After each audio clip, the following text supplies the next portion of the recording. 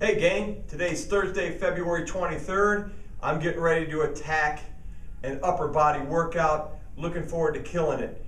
But before I get started, I just wanted to cover a couple of things here. Just a little, as my buddy Chris calls it, man lesson.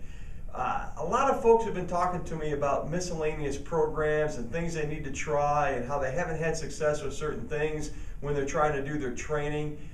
And as I divulge into that with them, I begin to learn that they're jumping all over the place with what they're doing.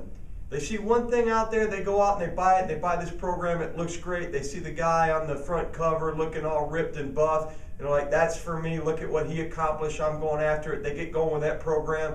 When they don't get results as fast as they want to get them, they jump ship right away and they go off running and they try the next program that they got. And it just kind of creates a continuous cycle of them never really giving anything a chance and just jumping around trying different things.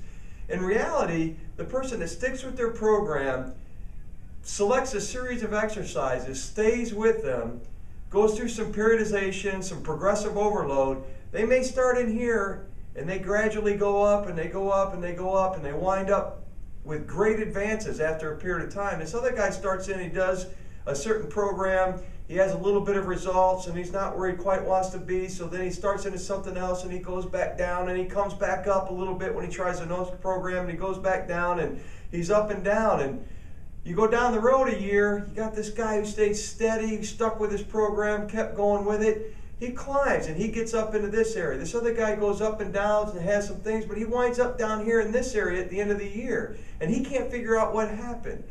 My point being is once you get onto something, you need to give it time. You need to give it a chance and you need to work through it. And you got to make sure that you stay consistent with what you're doing. You can't be all over the place with your exercises.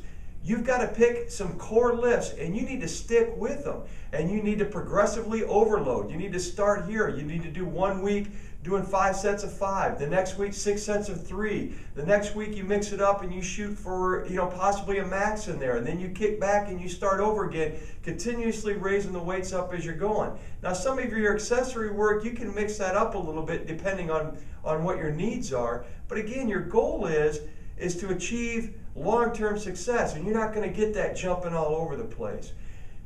Good lesson to learn, good way to attack your training. Make sure you go after it the right way and you'll get results. If you're all over the place, you're going to be wondering what happened after a period of time and why you're even involved in it. So trust me on this, it'll work.